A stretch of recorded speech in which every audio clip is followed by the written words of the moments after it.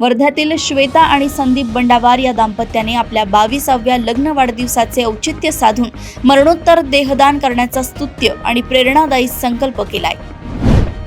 तुमसर तालुक्यातील नवरगाव येथे महावितरण कंपनीच्या मनमानी कारभारामुळे गेल्या 25 मे पासून वीज पुरवठा खंडित झाल्याने डोळ्यांदेखत वाळणारे धान पीक वाचवू न शकल्याने हताश झालेल्या 3 शेतकऱ्यांनी आपल्याच उभ्या पिकाला आग लावून दिली आहे।